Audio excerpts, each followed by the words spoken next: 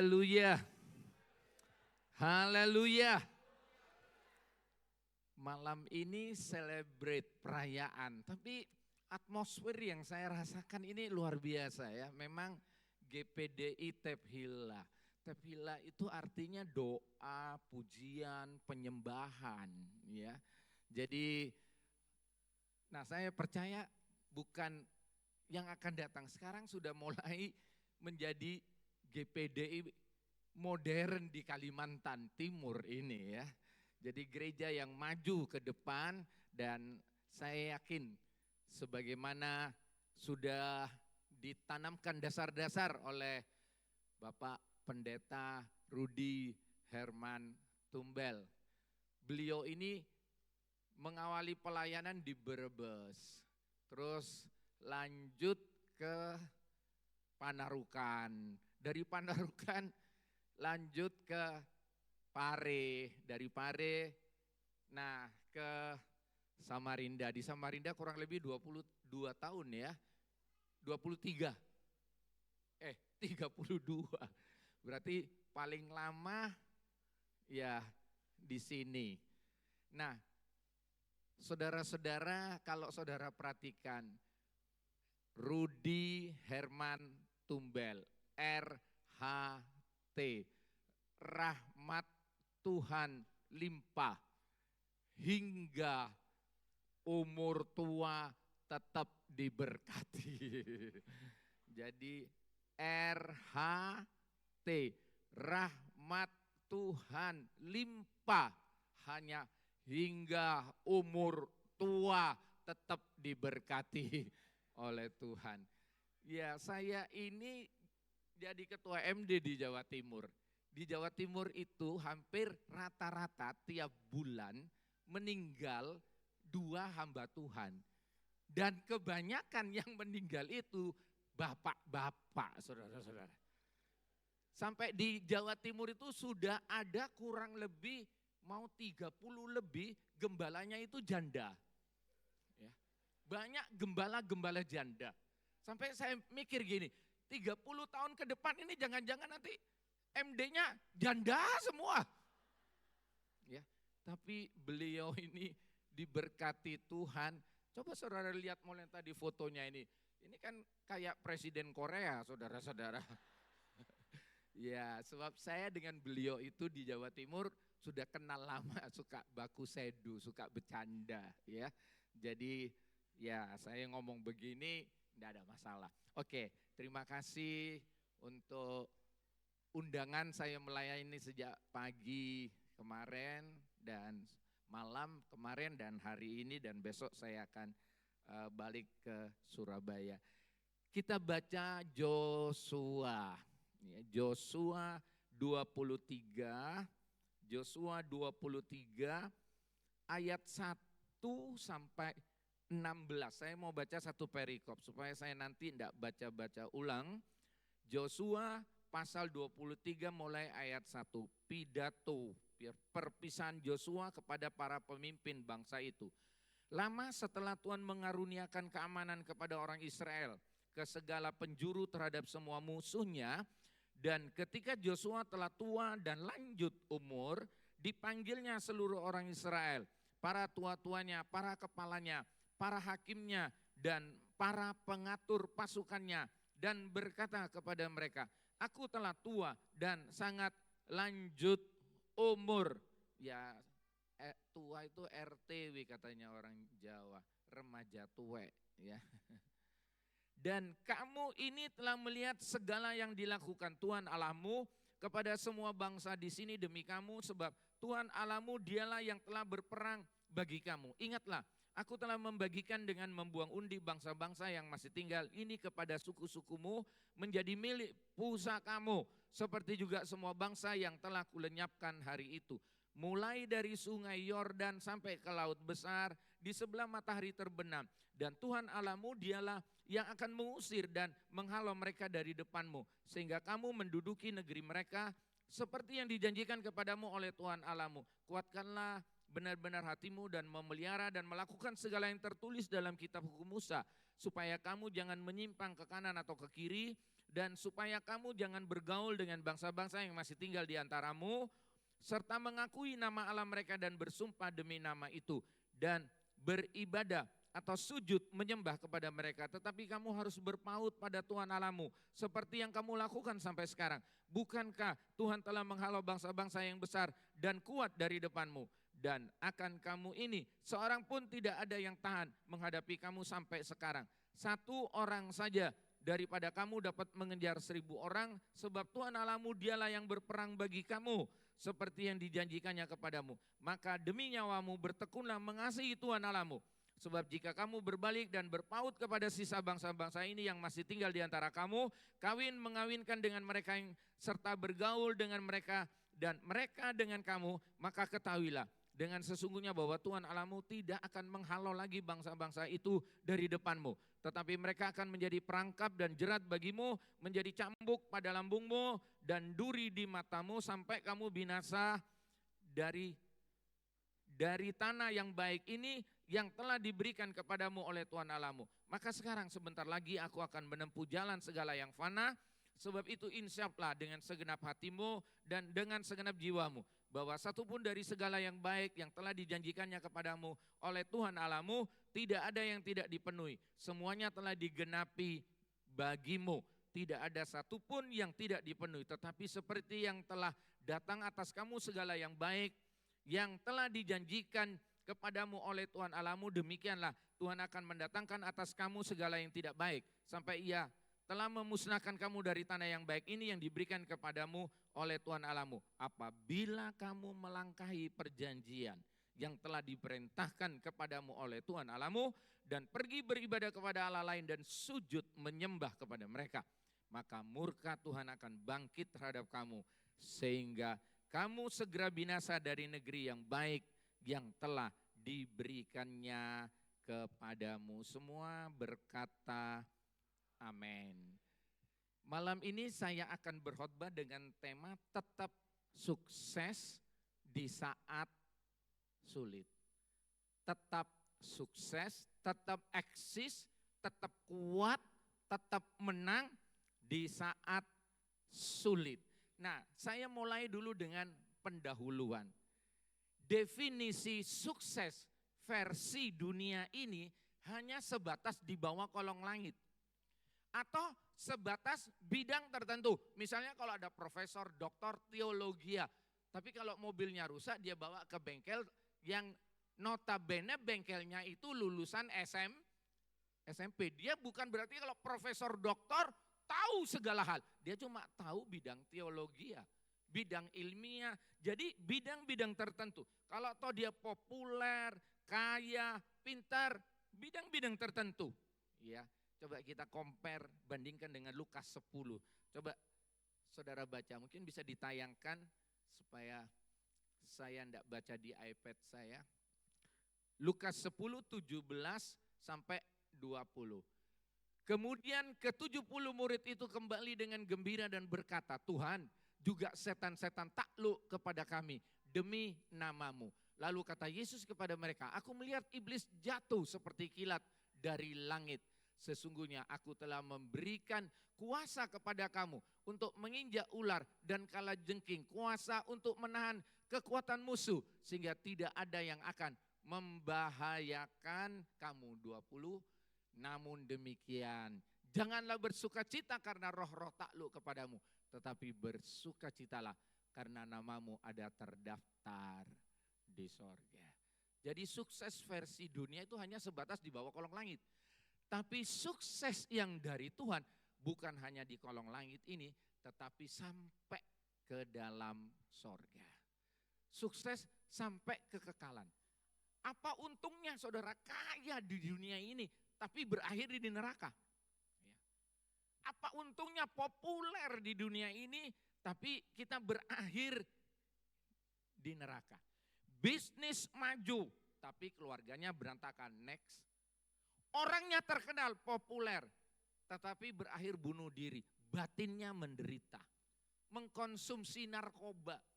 Kalau saudara perhatikan, saudara-saudara, hidupnya bagaimana? Ya berakhir di neraka, saudara-saudara. Kalau saudara perhatikan, nah sekarang kita mau belajar dari Joshua. Luar biasa ini Joshua. Joshua ini benar-benar mengalami sukses seperti yang dimaksudkan oleh firman Allah.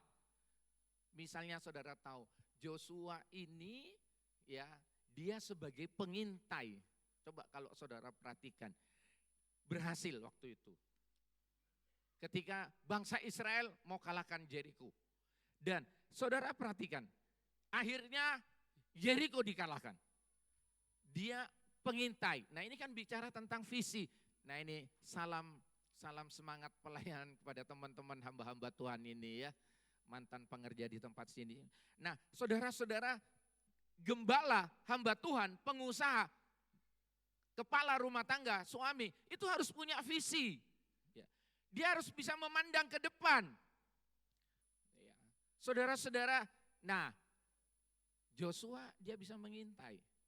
Dan semua rombongan bilang, enggak mungkin bisa kalahkan kita. Tapi Joshua katakan, pasti kita menang. Kenapa? So, dia punya visi. Dia bisa mengintai saudara-saudara. Ini saya mau rinci suksesnya dia.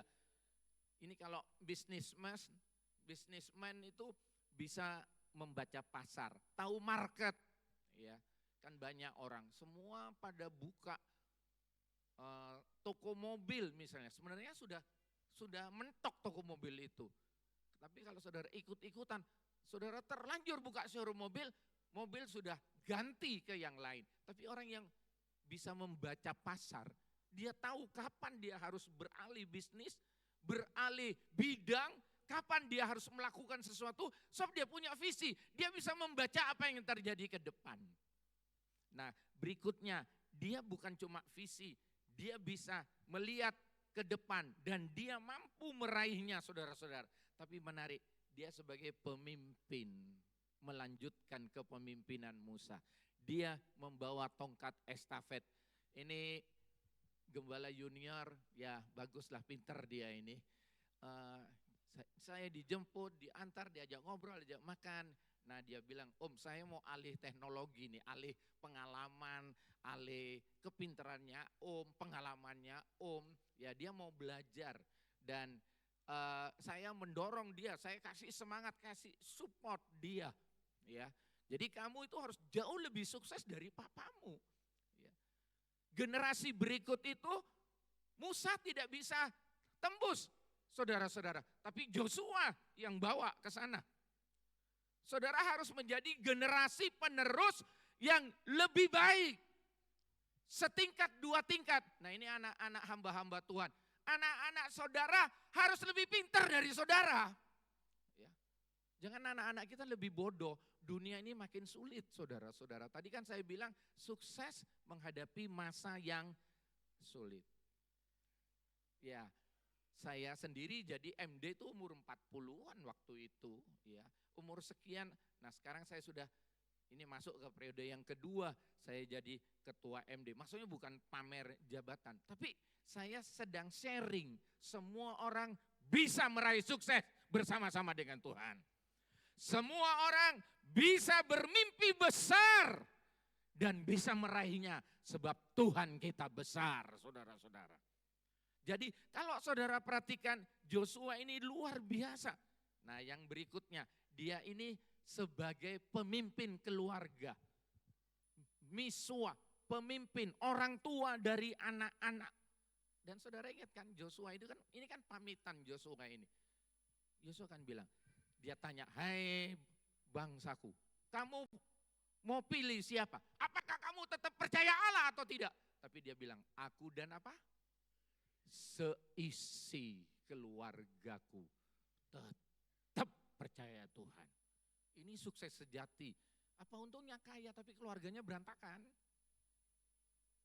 Apa untungnya populer tapi keluarganya pada masuk neraka nanti? Jadi Joshua ini sukses sebagai pemimpin, sukses sebagai kepala rumah tangga. Dia bawa anak-anaknya takut kepada Tuhan. Bawa anak-anaknya cinta Tuhan, bawa anak-anaknya melayani Tuhan. Dan keluarga ini harmonis, keluarga ini bahagia. Ya, kita tidak melihat kasus-kasus kisah-kisah yang seperti dialami beberapa, misalnya Imam Eli terkenal memimpin, tapi dia tidak finishing well, saudara-saudara. Dia tidak happy ending dalam pelayanan. Ya saudara-saudara, kan Hofni dan Pinehasnya masuk neraka pasti. Kalau saudara perhatikan, dia bisa mendidik anak-anak takut kepada Tuhan. Sukses yang lain kalau saudara perhatikan, sebagai pribadi, dia imannya teguh, dia kuat. Nah biasanya minoritas digilas oleh mayoritas. Semua bilang yang 10 orang itu hanya Kaleb dan Joshua yang berbeda. Konyol, mati konyol kita, kalah, mundur aja. Tapi Joshua bilang tidak, ini sudah dijanjikan oleh Tuhan. Ini untuk kita pasti menang. Coba kalau stem suara, ngomong-ngomongan, ada 12 orang. Yang 2 bilang B, yang 10 bilang A. Yang menang yang mana? Yang 10 dong, tapi nyatanya menang Joshua ini. Ya. Nah, coba kita mau belajar sekarang, what can I do? Apa yang harus dilakukan supaya aku sukses seperti Joshua ini. Tadi saya mau masuk, di situ ada banyak tempat makan, ada prasmanan dan sebagainya ya. Jadi kalau saya khotbah 2 jam kan enggak masalah atau berakhir makan ya. Enggak cuma bercanda aja ya. Enak ini, sudah makan rohani, makan jasmani lagi. Sebenarnya Om Rudi ke depan ulang tahun setahun 2 kali, 3 kali gitu. Oke, coba saya mau berikan 3 poin, 3 alasan saudara-saudara untuk berhasil seperti Joshua. Coba lihat saudara ayat 1 sampai ayat 4 itu ya. Kalau saudara perhatikan, ingat kebaikan Tuhan. Tadi saya sudah kasih send sama worship leadernya. Aku selesai khotbah mau nyanyi lagu yang pertama tadi. Mengingat kebaikan-kebaikan Tuhan. Mengingat kebaikan Tuhan di masa lalu. Ayat 1 sampai 4 tadi kita sudah baca. Dan saudara ingat saya tulis ini di dalam Mazmur. Tolong baca saudara-saudara. Mazmur pasal 103, coba lihat. Mazmur 103. Mazmur 103. Supaya kita tidak melupakan Tuhan. Ya, Mazmur 103 tolong ditayangkan. Mulai ayat 1 saya baca. Bagian dari Daud, pujilah Tuhan, hai jiwaku. Pujilah namanya yang kudus, hai segenap batinku. Pujilah Tuhan hai jiwaku dan janganlah, apa katanya? Lupakan segala kebaikannya.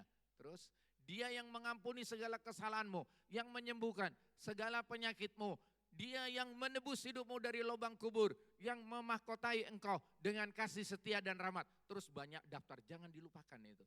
Nah ini hamba-hamba Tuhan, ya saya sharing dengan gembala junior ini, sebab saya juga ganti papa saya. Meskipun sebelum papa saya meninggal atau sakit diserahkan kepada saya sudah punya penggembalaan sendiri. Tapi ya ini ada Ibu Puput ini dulu pengerja di tempat saya 4 tahun ya. Saudara-saudara, kalau saudara perhatikan, saya itu setelah ganti papa saya cari tahu siapa dulu yang dukung papa, siapa rumahnya yang dikasih untuk papa saya nempati, siapa dulu aktivis gereja. Saya samperin satu-satu, biarpun saya kasih oleh-oleh, saya doakan, saya sebut namanya, saya ingat-ingat semua orang yang berjasa. Nah ini saudara-saudara yang datang ke Samarinda bawa tas kresek, baju celana pendek sama kaos, sepatu butut, datang ke sini mengadu nasib, dan sekarang saudara sudah sukses, jangan lupa dari mana engkau datang. Saya dulu Astra mobil itu, saya tiap kali ada Auto 2000 buka cabang, saya diundang khotbah waktu itu di Jakarta. Sebab saya kenal baik dengan keluarga William Suryajaya. Dan saya pernah dibawa ke kantor khusus Pak William Suryajaya itu. Dan saya dulu sebulan, ya 2 bulan sekali khotbah di pabrik Toyota Sunter itu, ya saudara-saudara.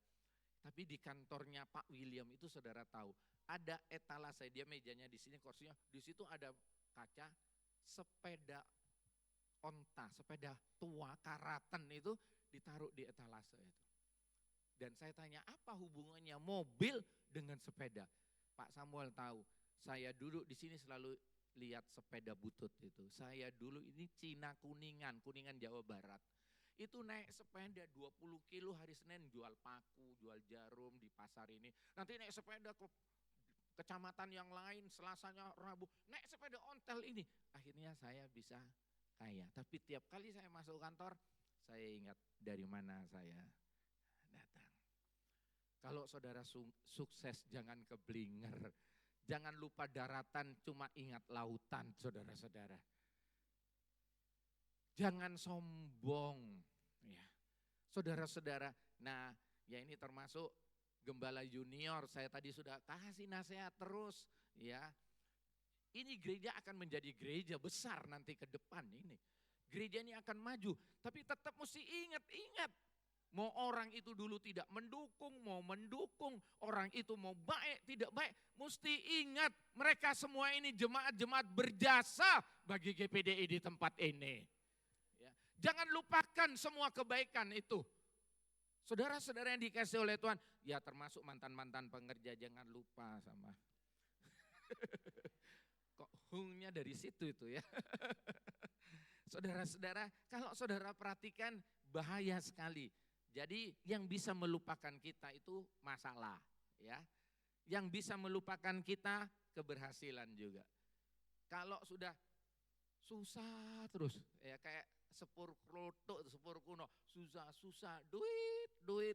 Orang lain sudah sampai di bulan, saudara makan kue terang bulan cuma, enggak maju-maju. Ya. Saudara, kalau saudara perhatikan, masalah bisa jadi hambatan. Tapi sukses juga sangat berbahaya. Makanya Paulus bilang, aku lupakan semua yang di belakang. Mau sukses, mau gagal, aku lupakan. Tetapi aku mengarahkan pandanganku ke depan. Ya. Dia melihat, memandang ke depan. Makanya Yesus katakan, sekarang kamu tidak mengerti, Yohanes 13 ayat 7. Tapi nanti kamu akan mengerti. Ya, oke, coba kita lihat. Ini sudah keburu mau makan semua. Jadi khotbahnya enggak lama-lama ya. Ayat 5 coba lihat. Ayat 5 yang kedua. Ayat 5 tolong ditayangkan mungkin. Ya bukan Mazmur tapi Yosua 23 ya. 23 Yosua. Ya. Ya saya biasanya simple berhubung di gereja saya mimbarnya itu ada monitornya. Jadi ayatnya langsung keluar di sini jadi saya langsung baca ya. Oke. Dan Tuhan Allahmu dialah yang akan mengusir dan menghalau mereka dari depanmu sehingga kamu menduduki negeri mereka seperti yang dijanjikan kepadamu oleh Tuhan Allahmu. Yang kedua, saudara pegang janji Tuhan di masa yang akan datang.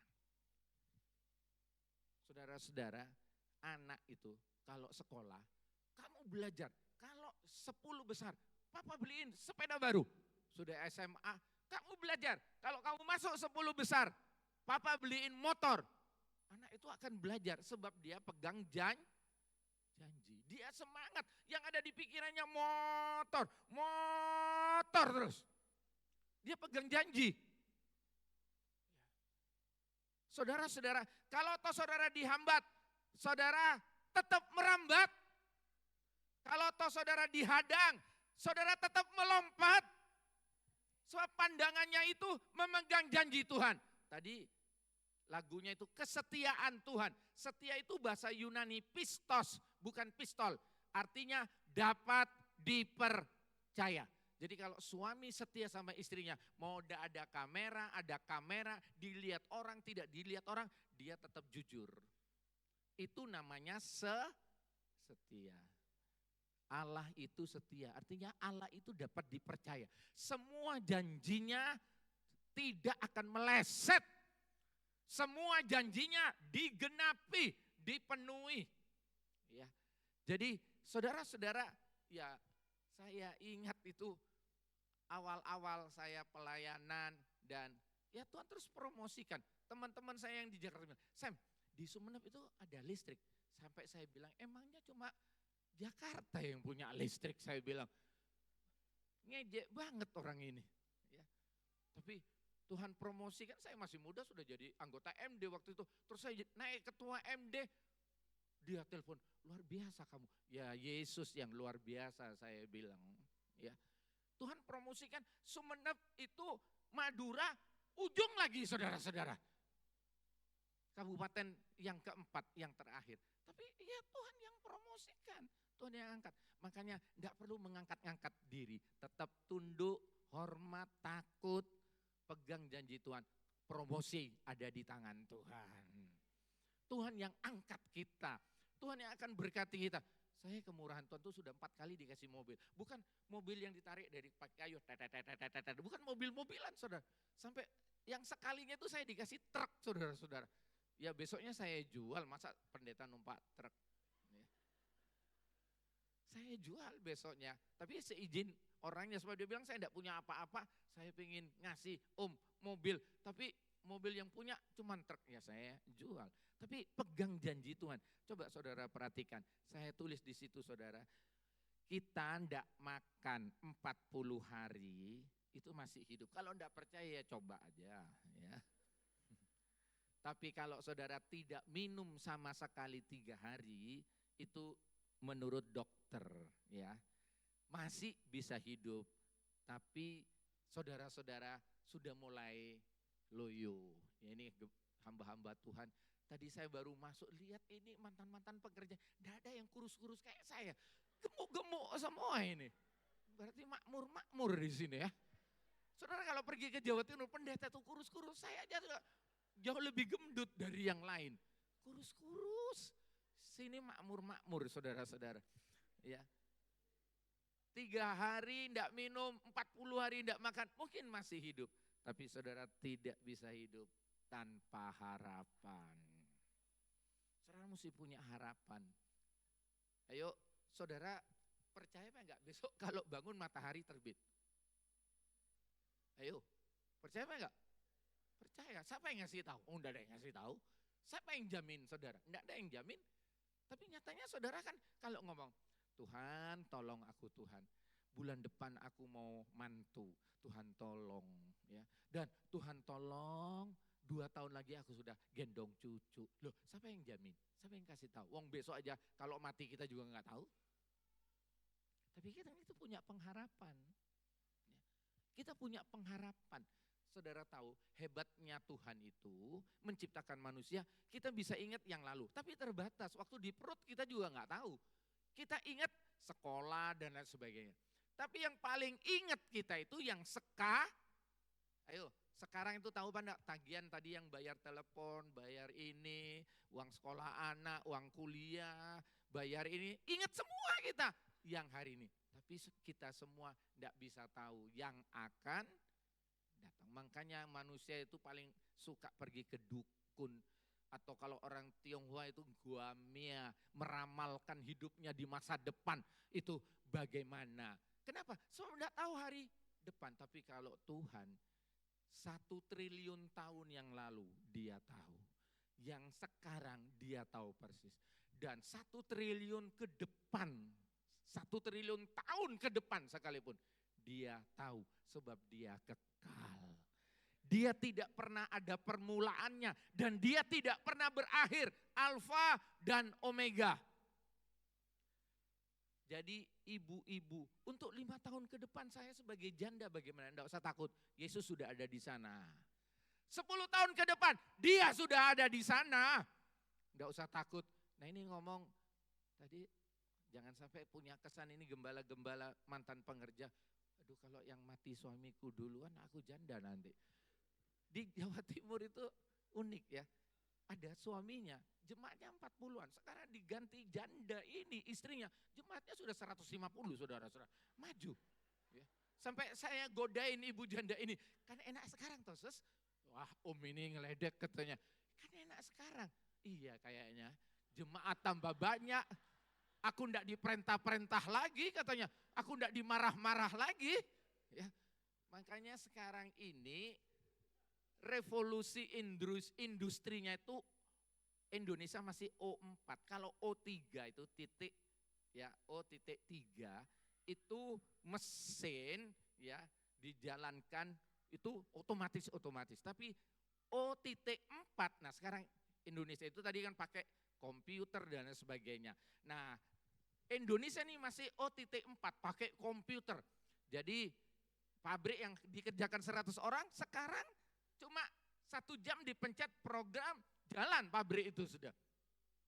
Nah tapi kalau di Amerika, Jerman, itu Inggris itu sudah O.5. Revolusi industrinya itu sudah pakai AI, artinya manusianya itu ya yang sudah diindustrialisasi. Sekarang di Amerika sudah ada saudara-saudara, pendeta memberkati istrinya itu robot saudara-saudara. Loh iya benar, wanitanya itu robot. Memang logikanya kan enak kalau nikah robot. Tidak perlu perawatan, tidak perlu ikut BPJS, mau dimaki-maki, mau diludah, mau diapain, ya diem, tidak punya perasaan kan.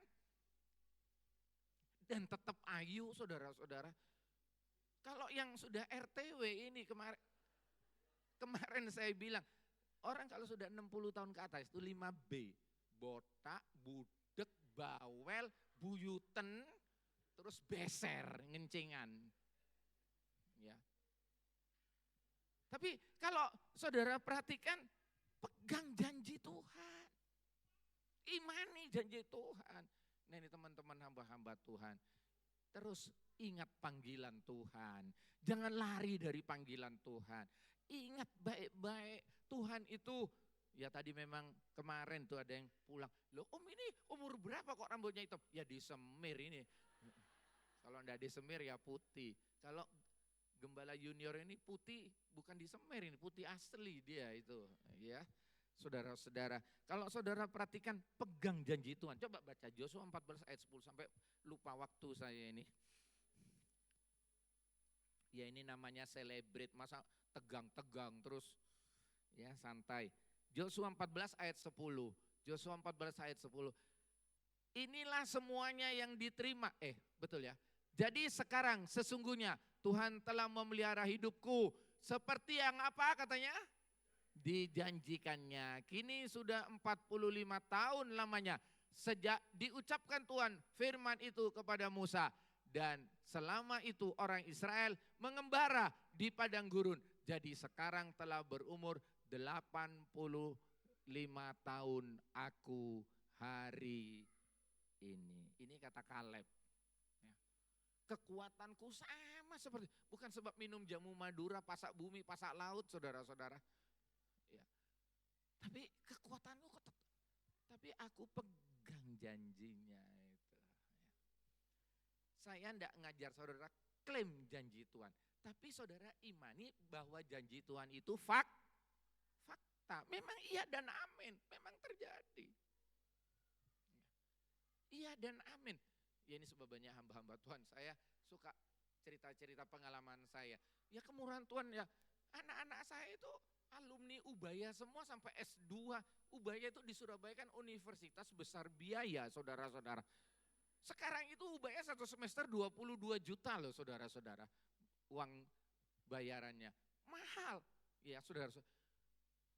Makanya saya ini kurus baru sadar saudara-saudara. Memang di rumah itu tiap makan istri saya bikin sup kaki ayam. Dia alasannya katanya supaya kamu kalau khotbah kuat berdiri, bertahan katanya. Ya saya pikir logik cengli lah kata orang Tionghoa. Logik lah, ya udah. Datangnya satu saat terakhir ini pasar sudah pindah ke kota, ada di depan gereja. Saya ke pasar, pergi ke mbak jual kaki ayam. Mbak beli satu kaki, yo kalau cuma satu ambil om, tidak ada harganya. Oh pantesan. Murah banget. Terus akhirnya istri saya bilang, sekarang anak-anak sudah mandiri, kita tidak perlu biayai. Kamu mau makan apa, mau ke Bon Cafe, ya, mau ke Cianjur, mau kemana, silakan sudah tidak ada beban katanya. Ya, jadi saudara-saudara, tapi buktinya Tuhan tidak permalukan. Diberkati kami. Ya, kami diberkati oleh Tuhan, ya. Jadi saudara enggak usah kejar berkat. Tadi kemarin saya khotbah, saudara enggak perlu pegang kuat-kuat harta. Enggak usah terlalu kuat. Harta sewaktu-waktu tinggalkan kita. Nanti kita sakit hati, kecewa kita, stres. Tapi pegang kuat-kuat tangan Tuhan. Dia sumber segala sesuatu. Pegang kuat-kuat tangan Tuhan.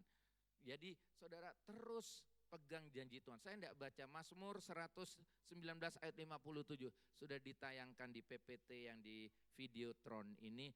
Mazmur 119 atau ayat 140. Janjimu sangat teruji.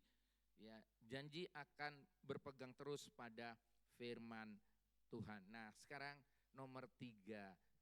Ayat 6 sampai 16 saya tidak baca, ya. Tapi itu kesimpulannya melakukan tanggung jawab di masa kini. Kalau yang kedua tadi B, pegang janji Tuhan di masa yang akan datang. Lakukan saja tugas yang sekarang, saudara-saudara. Tapi yang A tadi, jangan lupa apa yang sudah dilakukan yang dulu. Yang Tuhan sudah lakukan untuk kita, yang dulu, yang sekarang, nah dan yang akan datang. Nah kalau saudara perhatikan, yang ketiga ini saudara-saudara, lakukan tanggung jawab di masa kini. Nah coba saudara lihat ayat 6 tadi itu. Diperintahkan melakukan, memelihara firman Allah. Pokoknya orang mau bilang apa, taat saja ke gereja tiap minggu, dapat job di gereja ini pelayanan, support, dukung gembala junior ini, semua programnya. Itu sebab visi Tuhan ada di pemimpin. Saudara dukung, gereja ini cepat maju saudara-saudara. Tapi kalau saudara enggak dukung gembalanya, ya gereja enggak bisa maju. Ya.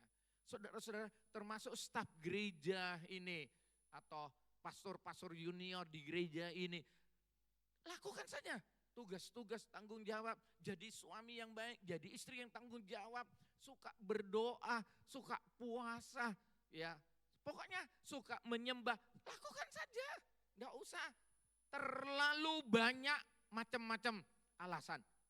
Saudara tidak dituntut oleh Tuhan 24 jam harus ada di gereja. Tidak. Bahkan saudara tahu saat kritis di Getsemani, saudara-saudara, Yesus bawa rasul-rasul minus Yudas. Yesus bilang apa? Berdoa. Tapi mereka sampai 2 kali. Terus Yesus bilang, masakan kamu enggak tahan berdoa berapa katanya?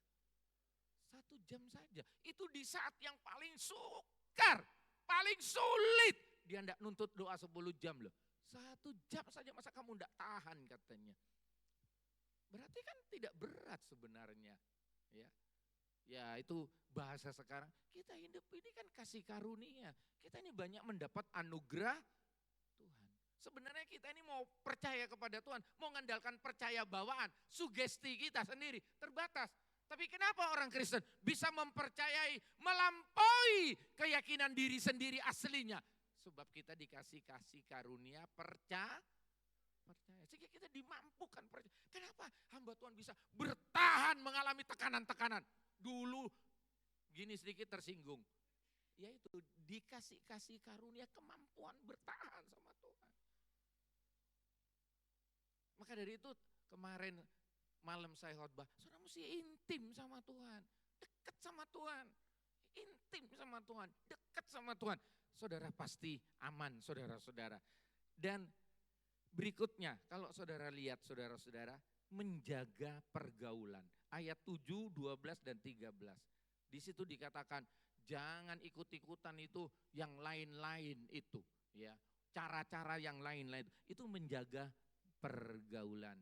Nah saya kutip kata bijak seorang tokoh, dia bilang, kalau kamu bisa menunjukkan kepadaku siapa temanmu, aku bisa tahu siapa engkau Kalau temannya itu suka bohong, berarti orang ini juga pembohong. Kalau temannya itu visioner, ya, seneng ngomong positif, berpositif thinking, berpikir positif, temannya pasti suka berpikir positif. Ya. Saudara-saudara yang dikasih oleh Tuhan, jadi jaga pergaulan. Jangan ikut-ikutan kebanyakan orang. Nah ini di Indonesia saudara-saudara. Kalau banyak orang hari-hari ini botak sebab ongkos cukur tambah mahal. Ya. Sekali cukur botak, terus saudara ikut-ikutan botak. Lah ini kan bukan di Amerika saudara-saudara. Ini tropis Indonesia ini, jangan-jangan kepala saudara meledak nanti. Ya. Beda dengan botak, maaf enggak nyinggung yang botak-botak. Dasarnya botak itu lain. Dan perbotakan itu ada 3 tipe loh saudara-saudara. Ya. Kalau botak depan itu hot. So, sama istrinya ditolak terus, didorong sampai botak depan. Ya. Kalau botak belakang itu dingin. Sama istrinya ditarik terus, ditarik sampai botak belakang. Kok dipegang-pegang rambutnya Pak Pele. Belum botak Bapak. Tapi kalau botak atas kira-kira apa saudara-saudara? Ya. Ada yang bilang katanya rupanya nakal. Tiap malam sama istrinya coba tumpang tangan. Ya. Ada yang bilang juga kalau botak tengah dia merasa dirinya tidak botak. Dia merasa dirinya lebih pintar dari yang lain. Nah saudara-saudara, tapi enggak usah ikut-ikutan. Nah ini ngomong orang Madura. Saya ke Pasar Ratu mengantar istri saya. Tahu-tahu ada orang Madura, dandanannya. Saya pikir wajahnya, ini orang Madura kok putih ini ya. Saya pikir hebat. Tapi ngomongnya ngomong Madura dia. Wah ini orang Madura nih. Saya diam aja. Enggak taunya saudara-saudara, anaknya itu nangis. Anaknya apa ya, rebahan di lantai, enggak taunya dianya nunduk ngangkat anaknya. Saya lihat kakinya, pahanya hitam semua. Waduh.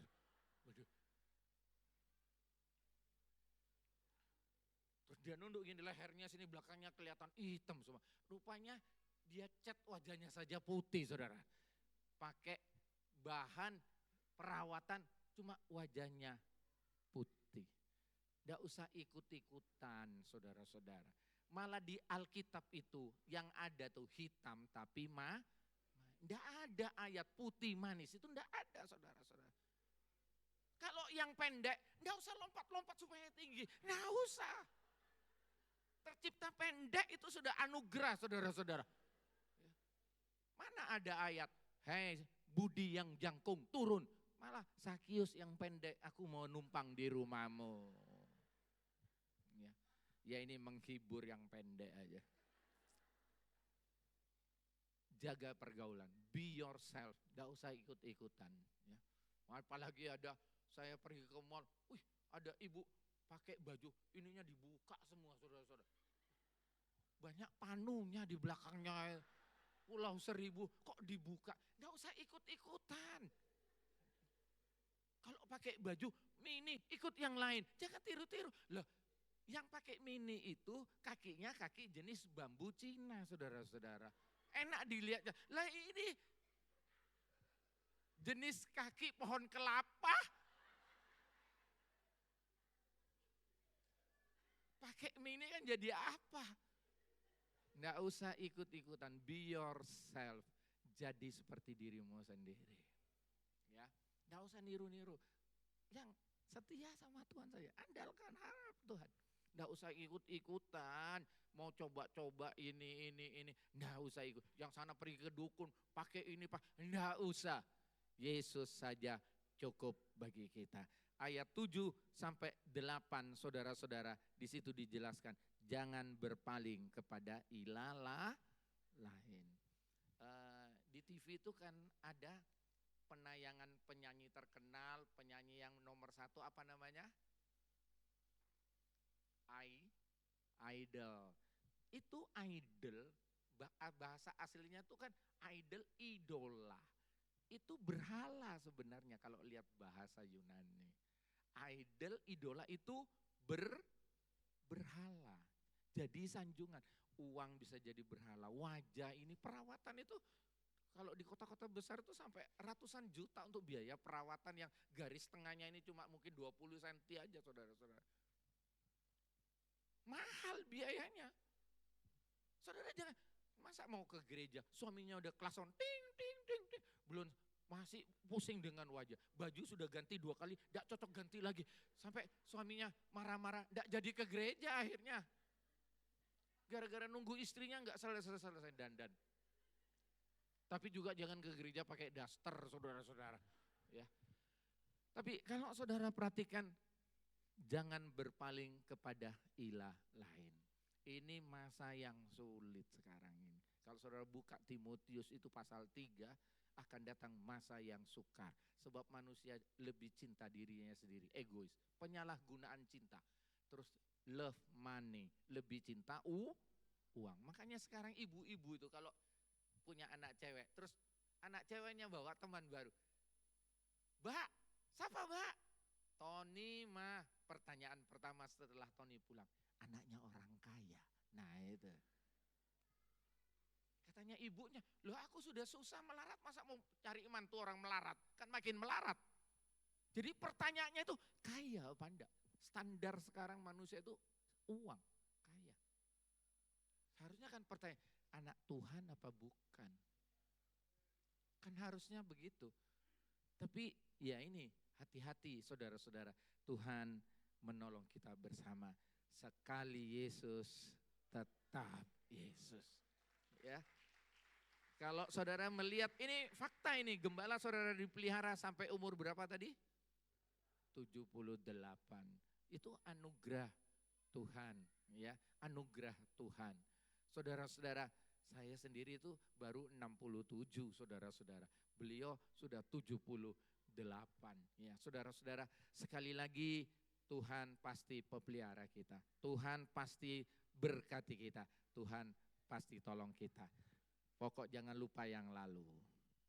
Yang sekarang ini jangan pakai ilah lain. Setia sama Tuhan. Terus yang ke depan pegang janji Tuhan. Imani terus, Tuhan pasti tolong.